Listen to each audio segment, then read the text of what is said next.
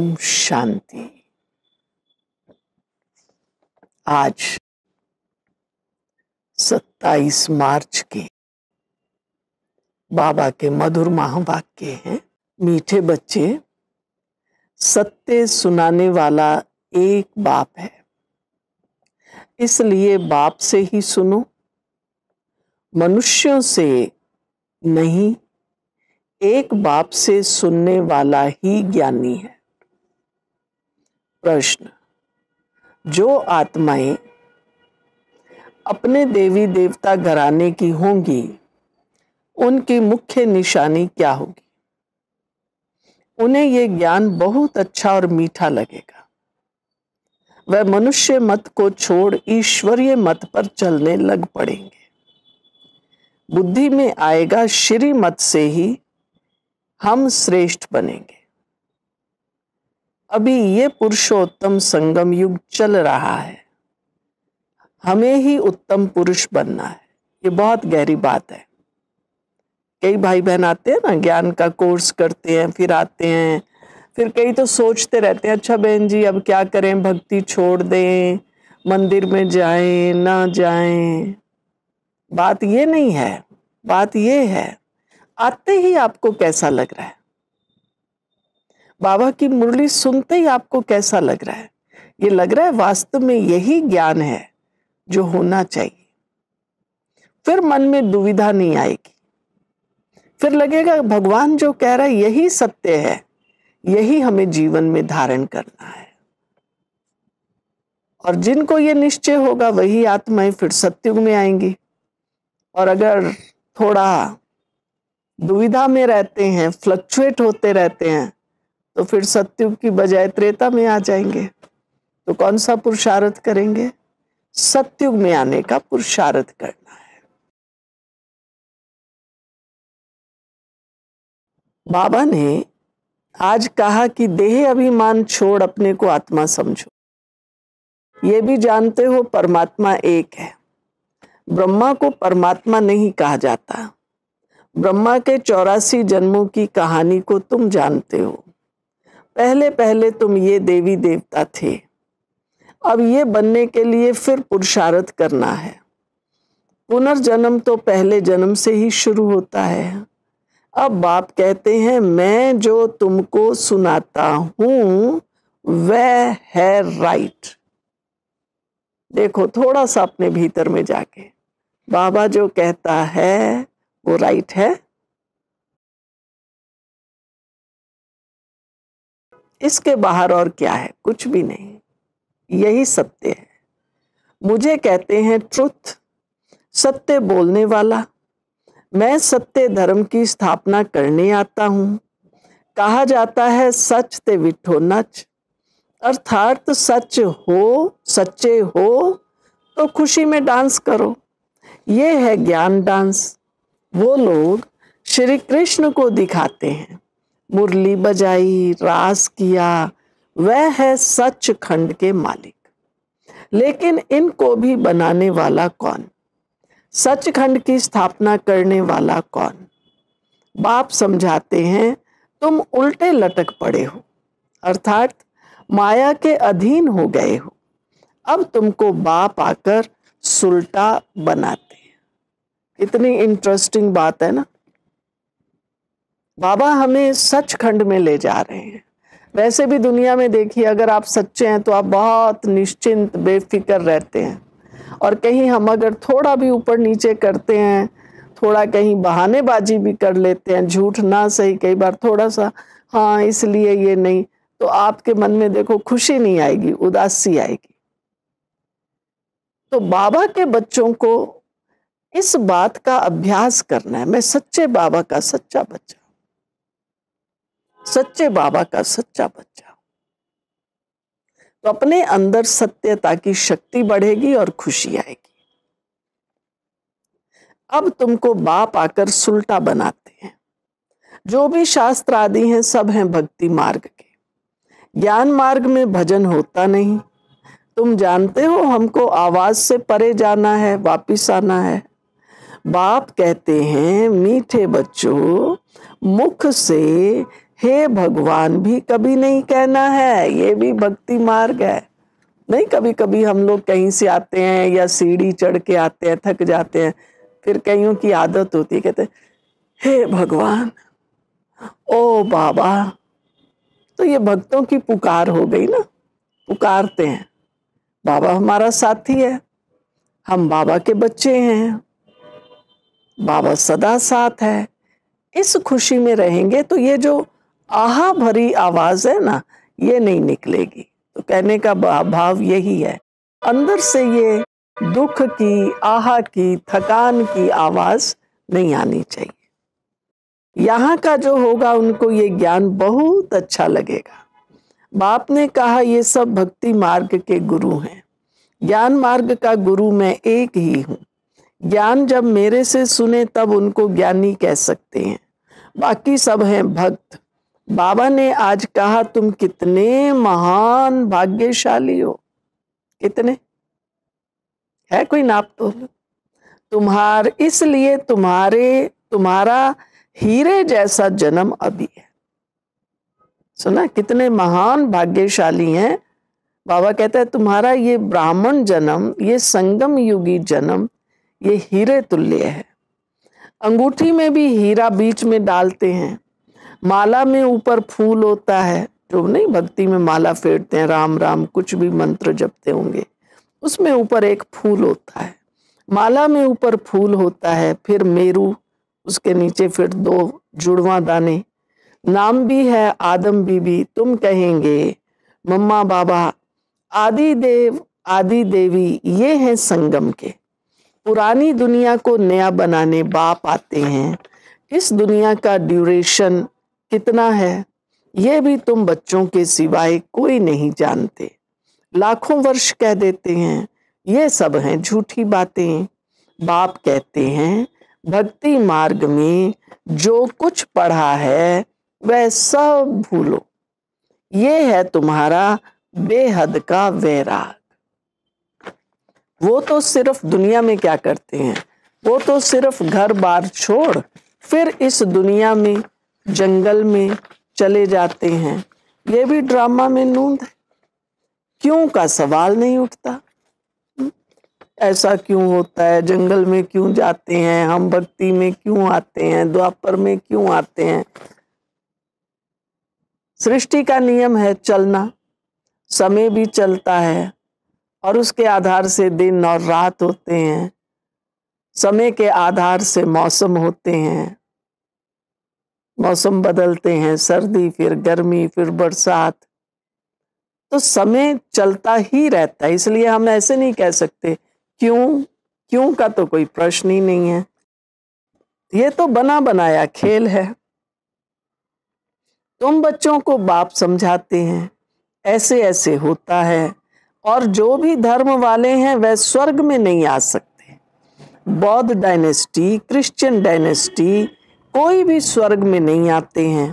पहले पहले है डेइटिस डायनेस्टी, फिर इब्राहिम, बुद्ध, क्राइस्ट आकर अपना धर्म स्थापन करते हैं। बाबा पुरुषोत्तम संगम युग पर आकर के डेइटिस डायनेस्टी स्थापन करते हैं। बाकी सबका तो देखो इतिहास है ना, महात्मा बुद्ध कब आए, क्राइस्ट कब आए, इब्राहिम कब आए, लेकिन देवी देवताएं कब आए। कहते हैं इस दुनिया में देवी देवता होते हैं, कब आए, क्या पुरुषार्थ किया, ये उनको नहीं मालूम। बुद्ध की आत्मा ने प्रवेश किया।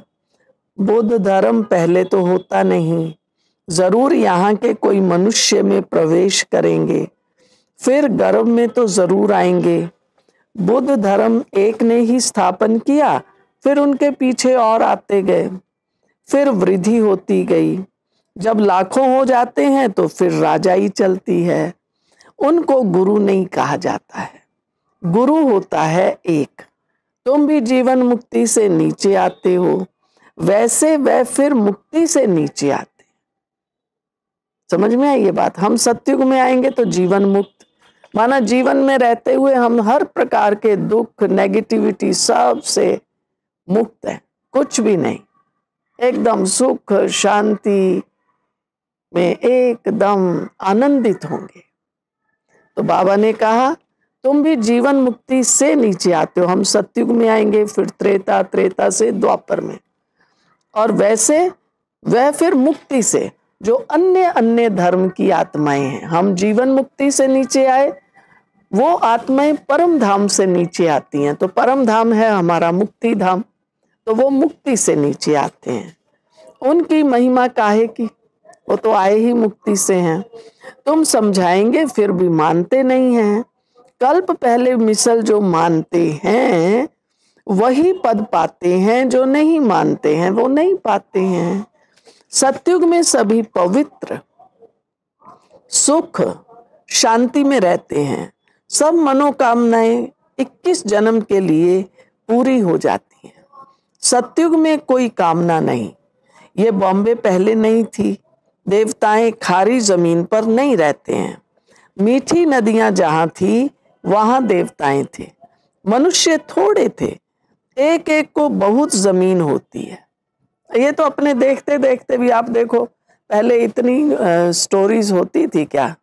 इतने मंजिल के मकान होते थे, आजकल तो हाइट्स। ये तो हमारे देखते देखते हुआ है। पहले चलो करके किसी का एक नहीं तो 2 मंजिल, लिफ्ट का तो कोई प्रश्न ही नहीं होता था। आजकल तो देखो घरों में भी लिफ्ट लग रही है, क्योंकि कोई 3rd स्टोरी पे है, कोई 4th, कोई 5th।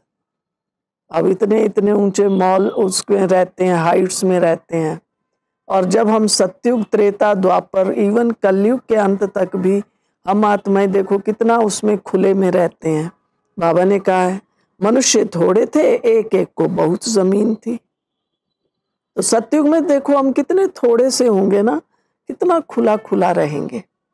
दिखाते हैं सुदामा ने 2 मुट्ठी चावल दिए, महल मिल गए। मनुष्य दान पुण्य करते हैं, ईश्वर अर्थ। अब वह कोई भिखारी है क्या? ईश्वर तो दाता है। समझते हैं ईश्वर दूसरे जन्म में बहुत कुछ देगा। तुम 2 मुट्ठी देते हो, नई दुनिया में तो बहुत कुछ लेते हो। तुम खर्चा करके सेंटर आदि बनाते हो, सबको शिक्षा मिले, अपना धन खर्च करते हो, फिर राजाई भी तुम ही लेते हो। बाप कहते हैं मैं ही तुमको अपना परिचय देता हूं, मेरा परिचय कोई को है नहीं। ना मैं किसी तन में आता हूं, मैं आता ही एक बार हूं। किसी को ना परिचय है, ना ये मालूम है कि भगवान किस तन में आएगा। जब पतित दुनिया को चेंज करना है, आना कब है उसको? जब दुनिया पतित है और उसका बदलने का टाइम आ गया हो। मेरा पार्ट ही संगम युग पर है, सो भी एक्यूरेट समय पर आता हूं। तुमको ये थोड़ी ही पता पड़ता है कि शिव बाबा इनमें कब प्रवेश करते हैं। ब्रह्मा में शिव बाबा कब आया? श्री कृष्ण की तिथि, तारीख, मिनट्स, घड़ियां लिखते हैं, इनका कोई मिनट आदि नहीं निकाल सकते। ये ब्रह्मा भी नहीं जानते थे। ब्रह्मा को ये तो बाबा का नाम, पहले शारीरिक नाम तो दादा लेखराज था। अब धीरे धीरे उसमें परिवर्तन आ रहा था। वो परिवर्तन वो स्वयं भी महसूस कर रहे थे, उनके परिवार वाले, मित्र संबंधी भी महसूस कर रहे हैं। लेकिन एग्जैक्ट किस दिन शिव बाबा ने प्रवेश किया, कौन सी तारीख, कौन सा समय था, ये कोई नोट नहीं कर पाया। ये ब्रह्मा भी नहीं जानते थे। जब नॉलेज सुनाई तब मालूम पड़ा कशिश होती है, इसमें तो कट चढ़ी हुई थी। अब जब धीरे धीरे और लोग आने लगे, ब्रह्मा बाबा को देखते थे तो उनको देख के लगता था जैसे इसमें कोई पावर है। अब बाबा कहता है इस आत्मा पर भी तो कट चढ़ी हुई थी, लेकिन पावर कौन सी थी? पावर शिव बाबा की थी, जो सबको खींचती थी। जब परम पिता परमात्मा ने प्रवेश किया तो तुमको कशिश हुई और तुम भागे। कोई भी तुमने परवाह नहीं की। आत्मा कितनी छोटी है, दिव्य दृष्टि के बिगर उनको कोई देख ना सके। भक्ति मार्ग में तो ज्ञान है, आटे में नमक। बनाते हैं ना, नमक वाली रोटी बनाते हैं, पराठा बनाते हैं, तो आटे में कितना नमक डालते हैं? जरा सा, और हो जाता है। बाबा कहता भक्ति में भी ज्ञान की कोई कोई बातें हैं, पर एकदम ऐसे जैसे आटे में नमक। जैसे भगवानोवाच अक्षर राइट है, फिर श्री कृष्ण कहने से रॉन्ग हो जाता है। मन मना भव अक्षर ठीक है, परंतु अर्थ नहीं समझते हैं। गीता में है ना, अर्जुन को कहा भगवान ने, हे अर्जुन मन मना भव, ये मन मेरे में लगा दे, पर अर्थ नहीं समझते हैं। माम एकम अक्षर राइट है, माम एकम माना मुझे एक को याद कर। ये है गीता का युग। भगवान इस समय ही इस रथ में आते हैं। उन्होंने दिखाया है घोड़ा गाड़ी, उसमें श्री कृष्ण बैठा है। अब कहाँ भगवान का ये रथ, कहाँ घोड़ा गाड़ी, कुछ भी समझते नहीं। ये बेहद के बाप का घर है। बाप बतलाते हैं ये ड्रामा 5000 वर्ष का है। आधा में सूर्यवंशी चंद्रवंशी, आधा में अर्थात 2500 वर्ष में बाकी और सब धर्म। क्रिश्चियंस लोग सब खुद समझते हैं हमको कोई प्रेर रहा है, जो हम विनाश के लिए ये सब कुछ बनाते हैं। कहते हैं हम ऐसे बॉम्ब्स बनाते हैं जो एक दुनिया तो क्या 10 दुनिया खत्म कर सकते हैं। अभी देखो ना कितना मटेरियल इनके पास, कितने बॉम्ब्स हैं। एक ही छोड़ देंगे, वो हिरोशिमा और नागासाकी में छोड़ा, देखो आज तक उसका इफेक्ट खत्म नहीं हुआ। तो अब तो इतना इन्होंने बॉम्ब्स आदि बना लिए, ढेर लगा लिया है बारूद का, अब क्या हाल होगा, विचार कीजिए। तो बाबा कहते हैं, ये लोग खुद भी कहते हैं हम तो ऐसी 10 दुनिया खत्म कर सकते हैं। बाप कहते हैं मैं हेवन स्थापन करने आया हूं। सुना, डरना नहीं है। अरे अब क्या होगा, विनाश भी होना है। लेकिन हम बाबा के बच्चे अगर अपनी बुद्धि की लाइन को क्लियर रखेंगे, बुद्धि बाबा से हमेशा जुड़ी रहे, बस तो अंदर में खुशी भी रहेगी, शक्ति भी रहेगी। आगे हम कहते थे विनाश होगा, समय आएगा विनाश होगा, पर अभी आप सब क्या महसूस करते हैं, विनाश होगा या विनाश शुरू हो गया है? आप पूरे विश्व भर को देखो, प्रकृति को देखो, मनुष्य को देखो, परिवारों को देखो, कितना लोगों में डिस्टरबेंस है। तो ये वो विनाश की घड़ियां आ गई हैं। अब हमें क्या करना है, बस हर घड़ी बाबा बाबा बाबा करते रहना। बोलने की बात नहीं, कोई माला नहीं फेरनी बाबा बाबा बाबा, मगर अंदर में श्वासोश्वास मैं आत्मा बाबा के साथ हूँ, बाबा मेरे साथ है, मैं बाबा के साथ हूँ। ये अभ्यास करें। बाप कहते हैं मैं हेवन स्थापन करने आया हूं, बाकी विनाश तो ये करेंगे, ये तो दुनिया वाले करेंगे। अच्छा, वरदान, बाप और वरदाता, इस डबल संबंध से डबल प्राप्ति करने वाले। कौन सा डबल संबंध हुआ? बाप बाप बाप तो है ही है, लेकिन हमारा बाप ही वरदाता भी है। कोई वरदान मांगने किसी दूसरे के पास नहीं जाना है, बाबा को याद करना माना उससे वरदान लेना। तो बाप और वरदाता, इस डबल संबंध से डबल प्राप्ति, वरदान भी मिलेगा, बाप है तो इनहेरिटेंस भी मिलेगा। डबल प्राप्ति करने वाले सदा शक्तिशाली आत्मा भव। सर्व शक्तियां बाप का वर्षा, बाप से वर्षा मिलेगा ना, क्या मिलेगा? सर्व शक्तियां। और वरदाता का वरदान है। बाप और वरदाता, इस डबल संबंध से हर एक बच्चे को ये श्रेष्ठ प्राप्ति जन्म से ही होती है। जन्म से ही बाप बालक 100 सर्व शक्तियों का मालिक बना देते हैं। साथ साथ वरदाता के नाते से जन्म होते ही मास्टर सर्वशक्तिवान बनाए, सर्वशक्ति भव का वरदान देते हैं।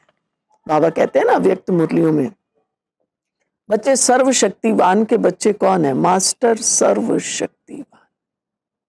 तो ये महसूस करना है, रटना नहीं है। कोई कहते हमने 1000 बार लिखा, बेशक लिखो या ना लिखो, लेकिन मुझे रियलाइज होता है सर्व शक्तियां। फिर वो शक्ति कौन कौन सी है? पूछो अपने आप से। है मेरे अंदर शांति की शक्ति है, प्रसन्नता की शक्ति है, सबसे बड़ी शक्ति पहले पहले समझ की शक्ति है, लौकिक अलौकिक काम धंधा ज्ञान योग सब देखते सुनते करते हुए हम शांत होकर हर कर्म करें, बाबा की याद में हर काम करें, समझदारी से हर काम करें। तो जो अभ्यास करते हैं उसका प्रैक्टिकल में इम्प्लीमेंटेशन होना चाहिए। तब हमें लगेगा हाँ मैं मास्टर सर्वशक्तिवान हूं। तो सर्वशक्ति भव का वरदान दे देता है। तो एक द्वारा ये डबल अधिकार मिलने से सदा शक्तिशाली बन जाते हो। स्लोगन, देह और देह के साथ पुराने स्वभाव संस्कार व कमजोरियों से न्यारा होना। सुना, देह और देह के साथ, देह ये शरीर और फिर इसके साथ जो हमारे पुराने स्वभाव संस्कार कमजोरियां हैं उनसे न्यारा होना। बाबा कहता ना न्यारे और प्यारे, तो न्यारा किससे? न्यारा नेगेटिविटी से। उनसे न्यारा होना ही विदेही बनना है। विदेही माना बॉडीलेस। तो हम हमेशा ये अनुभव करें, मैं कौन हूं? मैं अशरीरी आत्मा हूं, विदेही आत्मा। जब आत्मा हूं तो आत्मा के अंदर आत्मा के गुण हो। आत्मा हूं तो आत्मा परमात्मा की संतान है। बाबा ने कहा ना वरदान में, मैं सर्वशक्तिवान तुम्हें सर्व शक्तियां देता हूं। हम मास्टर सर्वशक्तिवान बन जाते हैं। हाँ, मुझ आत्मा में एक एक शक्ति आती जा रही है। कोई एक शक्ति भी धारण कर लेते हैं ना, बाकी अपने आप आ जाएंगे। हम देखो सब कहते हैं ना ओम शांति, आपस में मिलेंगे तो कहेंगे ओम शांति। फिर अपने को देखो, सचमुच में शांत हूं या केवल कहा ओम शांति? ऐसे नहीं यहां से कहें ओम शांति और अंदर में अशांति हो, हलचल हो, ये नहीं हुआ, ये नहीं हुआ, ऐसा हो गया, वैसा हो गया, ये ठीक नहीं है, वो ठीक नहीं है। शांत, कोई कुछ ठीक नहीं भी हुआ, अच्छा बाबा साथ है, बाबा मेरा साथी है, ठीक हो जाएगा। बाबा को याद करो। जितना बाबा को याद करेंगे पॉजिटिव पावर हमारे में आएगी, उतना हम आगे बढ़ेंगे। ठीक है? ओम शांति।